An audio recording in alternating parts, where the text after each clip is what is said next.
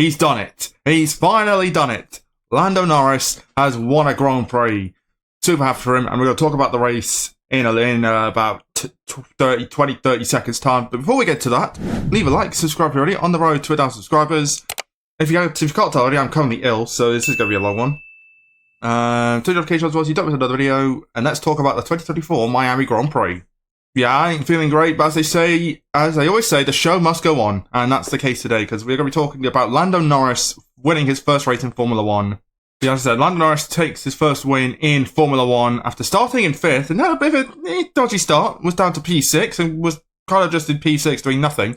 And then eventually, once Perez got out the way, who almost annihilated his teammates at Verstappen to Texas, was on the pace and caught up to sight, so then everyone else pitted, safety car came out, and he finally got a bit of luck for once. You know, Norris has been in this position before plenty of times to win a race, and normally unlucky things happen, whether it's rain, or Verstappen eventually catches up, or whatever.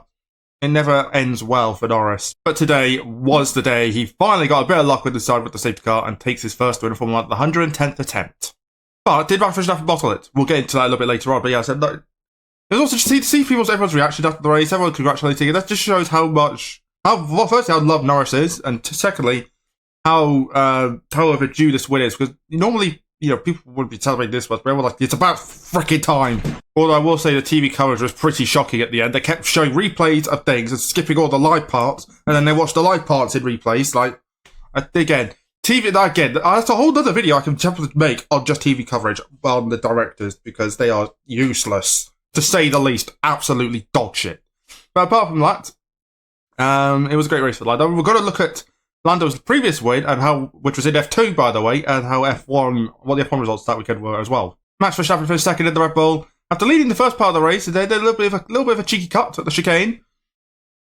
Knocked over the bollard, which causes the virtual safety car, potentially damaged his floor, which is why he didn't have any pace. But hey, rookie, that's your mistake, mate. But still, to have a bad race and still be P2, can't complain. Charles Leclerc third in the Ferrari, good race for him. After getting a bad start, to end up finishing P3 is a good result. And yeah, see how the weekend would be. The practice one, you'll definitely take a P3 after this weekend. And yeah, Sergio Perez P4 at the Red Bull, almost annihilated Verstappen at turn 1. Somehow avoided him, and ended up getting P4. Kind of a bit of a nowhere race for Perez, but still P4, it is what it is for him. Carlos Sainz 5th for Ferrari. Got into it Piastri a couple of times, which is why Piastri was nowhere in the end. But still for Sainz P5. It's points, you take it. It is what it is. Lewis Hamilton, P6, best result season for Hamilton. Which is still saying something. P6 is his best result. Hiccup's great. That just sums it up. How bad Mercedes have been this season. Well, Mercedes okay in Miami, so P6, not too bad for him. Yuki Tsunoda, round of applause for Yuki Tsunoda, by the way. P7, now into the top 10 of the Drivers' Championship, by the way, ahead of Lance Stroll, which sums that up. Tsunoda cooking this season, just saying. Yeah, like as I said, Tsunoda, in fact, he's 5 points ahead of Stroll as well, which he's very comfortable in P10. That's how much he's been cooking this season, so fair play to Yuki Tsunoda. Ahead of George Russell, finished 8th in the Mercedes. Quiet weekend for Russell's done fuck all weekend, so P8 it is what it is for him. Fernando Alonso, P9 in Aston Martin, scores points again after being again nowhere all weekend with that car, so P15 to P9 is a good result for him. Esteban Ocon scores a point for Alpine. Alpine are off the mark, finally. It's taken you long enough. Big up Esteban Ocon for getting a point. Complete the points in the end. Pretty good race as well, so fair play to him. Nico Hulkenberg just beside the points in the end in 11th in the Haas. You know, he was pretty much nowhere in the first half of the race, came back in the end. P11 is what for him. Pierre Gasly, 12th for Alpine, best result of the year for him, so we'll definitely take that here today. Alpine, pretty good this weekend. Definitely their best weekend by far this season. Ahead of Oscar Piastri in the McLaren in 13th. Obviously, was looking good in the first half of the race. It looked like he was on course for his first podium of the year, but then obviously had the issues with Sainz, and that kind of ruined that. So, yeah, P13 was best he could do in the end with the front wing damage. Ahead of Zhou Guanyu, 14th for Kick Sauber. Just there. That's all I can say on that. Daniel Ricciardo, 15th in the RV. Terrible weekend. I don't know what happened to Ricciardo.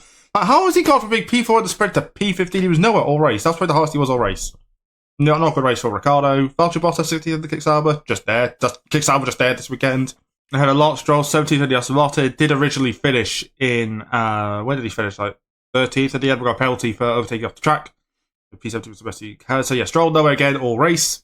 Had of Alex Albon, 18th to Williams. Well, just struggling all race. Made a mistake and ended up at 18th. Kevin Magnussen finished 19th in the Haas with his, how many penalties? With his 30 seconds worth of penalties. Finished in fucking 19th because he took out Sargent. He's also like 1 penalty point away from a ban, so it's now just a case of what races Magnussen going to miss this season.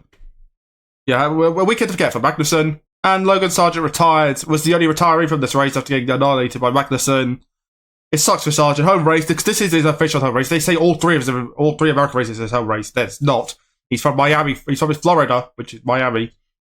So, yeah, really disappointing for Sargent.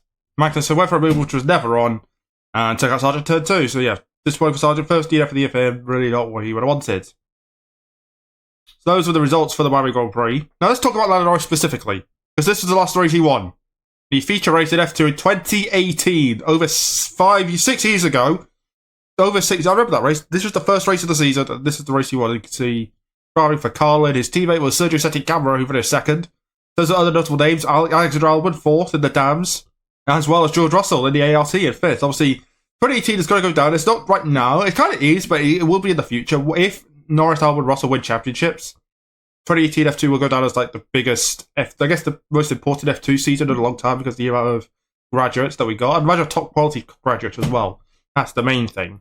These have other drivers who made it into F1. You got Nick de Vries in 6. Obviously, the fact de Vries went from being winning championships to our back marker in those 6 years is kind of mental to think about, to be fair.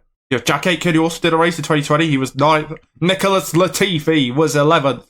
Sums that up, to be fair. He's 11th and his teammate is 4th. Sums that up, to be fair. Santino Ferrucci as well. We all know what happened that year as well with him. I think it was that year. It was that year. Where he just took out his teammate on purpose. So, pretty interesting. And this was the F1 race in the 2018 Bahrain Grand Prix. Sebastian Vettel. That's a throwback, isn't it? That's the fact I'm saying 2018 is a throwback makes me feel old. Sebastian Vettel won the race in the Ferrari. Back when it looked like Vettel could have absolutely dominated the first part of the year. Could have won the first 4 races. Instead, it never happened. He did make it 2 from 2 from this race. Ahead of Valtteri Bottas second. Obviously, everyone called Bottas a pussy for not going for it. And Lewis Hamilton finished third after starting mid-pack. Gasly fourth, his first points. Magnussen and Hulkenberg, Alonso were there. Stoffel Van Dorn, that's a throwback. I stopped saying throwback. Stop making yourself feel old. I'm not even old. Marcus Ericsson scored points. And if you remember that time, Ericsson's first points in like 3 years it was, so that was something. And Esteban Ocon was 10th. You had Sainz as well. Well, think about you had Magnussen was Gasly in a Toro Rosso. You had Magnussen still in the Haas. Hulkenberg in a Renault. McLaren Renault, that's something. Sainz in a Renault. Force India was still around. Charles Leclerc in a Sauber. Grosjean, Stroll, Sorokin, his only season. Harris in a Force India, Brendan Hartley, the Toro Rosso. 3 retirements, Kimi Räikkönen in the Ferrari, obviously when he had that pit stop problem and broke one of his mechanic's legs. And then a double Red Bull DNF, but back when Red Bull's reliability was non-existent, Max Verstappen and Daniel Ricciardo out on that 3 and 1 respectively. Yeah, that's just crazy. That's how F1 was. Like, that's how the sport was when Lando Norris last won a Grand Prix. I was still in school when Lando Norris last won a race. That makes me feel old. I left school that year, that May. Obviously, Bahrain was March.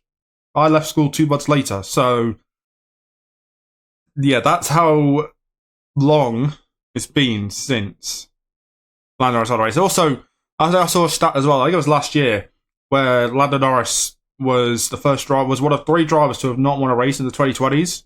The others being, I think, Pierre Gasly and Nico Hulkenberg. That stat is now gone. You can write that off the script, and it's the most recent winner. So, yeah, I'm just super happy for Lando. Seeing all the drivers congratulate him, as I said, was great. And championship fight on? Who knows? Just saying, Norris McLaren, praise Red Bull. Is it on? But, no, let's be honest, it's not. Verstappen's going to win the next 5 races, let's be real. But, we can believe, right? Obviously, next race, Imola, 2 weeks' time. Obviously, that's going to be an emotional weekend. Obviously, 2 weeks, or it would be like 2.5 weeks after the 30th anniversary of that instead of Roller Ratzenberger. That's going to be interesting. It's going to be an emotional one, probably. But also, we'll be a back-to-back as well. We've got Monaco after that, so it should be fun. And, yeah, because we're going to go back to more European times. I can film these and get these videos uploaded straight away. The problem is, because this was finished at 11 PM, I'm not filming at 11 PM, and people are asleep. So, finally get back to uploading these at more sooner than I would have wanted to. So that's going to be the first for this review for the Miami Grand Prix. Hope you enjoyed it. Leave a like, subscribe, all that. Check out these videos if you want to see anything else on this channel, and subscribe right there. And I'll see you in 2 weeks for the next F1 video. Until my next video tomorrow. Till then, bye guys.